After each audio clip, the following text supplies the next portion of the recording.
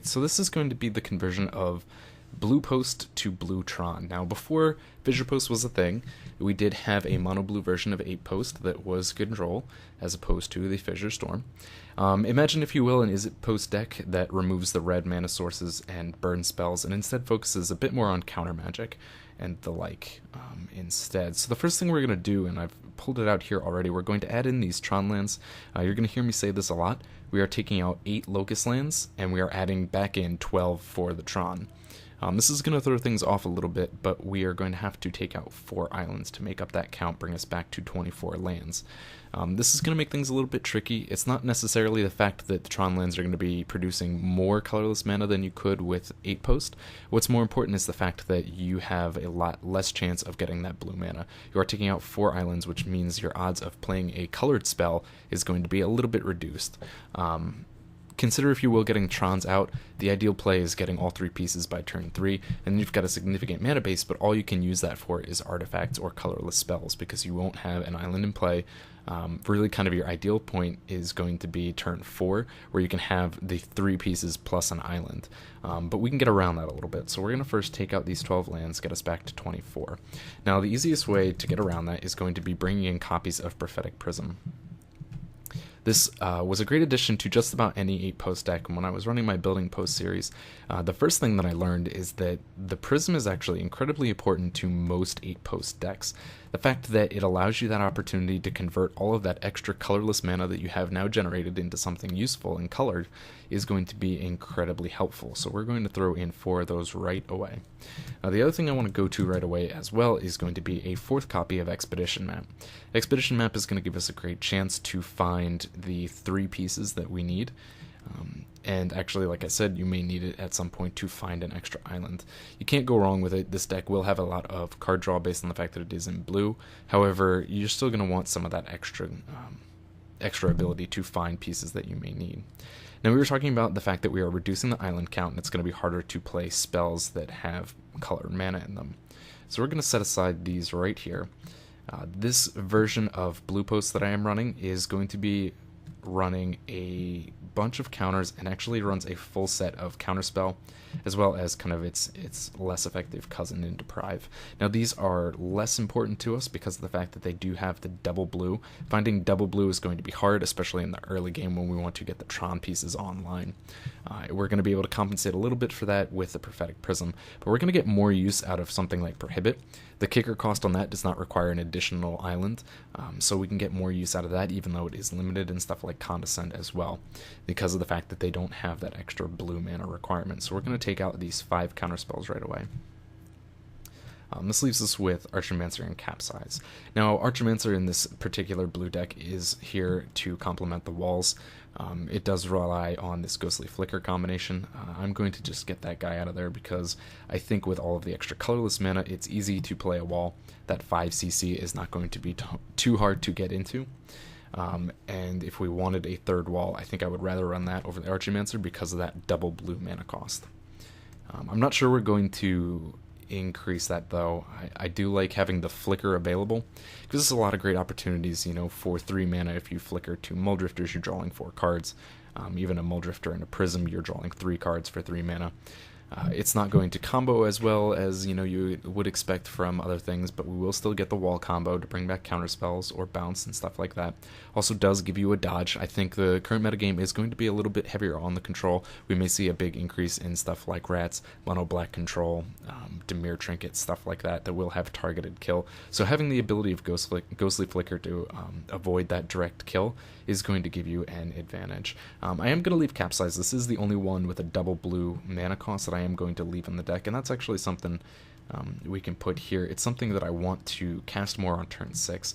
There is a rare opportunity when you want to be able to cast Capsize for its 3cc cost. Most of the time you want to buy it back.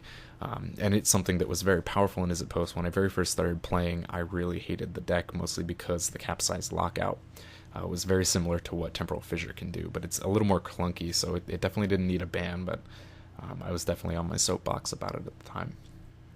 They have a lot of great options here for card draw. Obviously the Muldrifters. The win condition of this, because you are dropping red, you're going to kind of have to rely on these Crushers. Now, if you consider Is It Post, they did run things like the Torch and the Thunder as their direct damage spell, but when you drop the red, you kind of have to rely on these Crushers to be your mana, your win condition more. Muldrifters, even through the air, if they can get some damage through, it's going to be better, but what I want to do, we're one card short currently, I'm going to bring in a third Ulamog's Crusher, because I like that as a win condition, and I think the Tron lands give you a great opportunity to get that going early. We have some decent options as far as protecting it. Now, you get a lot of great stuff going as well. There's a single copy of Mana War in this particular list. Again, you're in mono blue, so mono blue always has that problem where they can't interact with stuff directly on the board permanently. They can bounce it back to your hand and then counter it, but that's going to be a 2-for-1 disadvantage, and you're just going to have to try and make that work for you. So again, reasons like that is stuff why I kind of like having the Ghostly Flicker still in it. The other thing I want to address is this accumulated knowledge. I'm always torn, I'm always debating between this and Think Twice. Now, Think Twice, we pull it up here, and those are, should be familiar with it at this point in time. It does have that flashback, but each one only allows you a single card draw. I think ultimately accumulated knowledge will net you more cards, but I kind of like the ability of Think Twice to be used kind of at a different basis. If you find yourself against a bog that removes your graveyard, all of a sudden your accumulated knowledge isn't worth as much. Ideally on that fourth one you're going to draw 4 cards for 2 mana, but there's going to be a lot of times where you may find that first copy of accumulated knowledge in the mid to late game, and paying 2 to draw a single card isn't going to be as beneficial to you. Granted, Think Twice is doing that as well, but I kind of feel that flashback ability, I know I can at least get 2 uses out of it, even though it's going to cost me more. So I kind of like that as well. I also feel like this deck has a lot of card draw to it. We have the Drifters. We brought in 4 copies of Prophetic Prism, which is going to give us a cantrip in itself.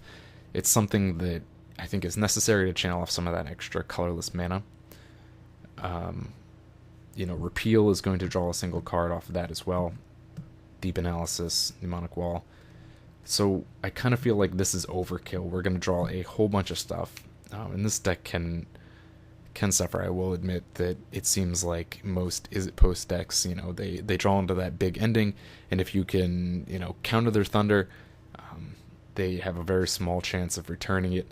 If you can remove the Thunder, Is It Post is pretty well shut down. That's their game over strategy. In this place, if you target down all the Crushers, that's pretty well game over. You still have an opportunity through damage with the Muldrifters, but you really shrank their window to win. So drawing a whole bunch of cards, you just look to deck yourself out fast. We're running an extra expedition map. So I'm kind of okay with the fact that Think Twice may be a little bit step back in tempo. It's a little bit slower draw. And I'm only going to run 3 copies. If you really wanted something big and heavy, there's a lot of great stuff like Foresee. Will give you a decent option for some card draw. But I think what I actually want to do with this last spot, I want to bring in a copy of Exclude. It'll give us a cantrip as well, draws a card, and I feel like we're going to be in a pretty solid creature-based metagame. There's actually quite a few of the just mono blue controls, not necessarily Delver, but just regular mono blue control, who are starting to use Exclude even in just a single copy. It does cantrip, give you that extra draw, and will get a creature out of the way. So, I mean, I think there could possibly be room for increasing the creature count. You get a lot of benefit as well. I'm not going to really talk about sideboards, but I'm going to make a quick note here on this sideboard. You do get 3 copies of Serrated Arrows. I think that's something that with the Tron mana base is going to be a little bit easier to run because it is heavier on the colorless mana. And you have some options to, flicker that or use the Capsize and reuse it. And that'll give you some great benefit to the fact that it can be reused over and over. So I think that is something to look for later on. I think most sideboards are going to remain the same on these decks. Obviously, anything that is running land destruction for a mirror matchup with 8 post is going to be altered because, unless Tron takes off in a certain form or another, you're not going to really need that extra land destruction in deck. It really doesn't give you a big advantage over any other deck. Things like destroying an artifact land against Affinity, sure, that's an edge. Destroying an enchanted land in hexproof, it's an edge.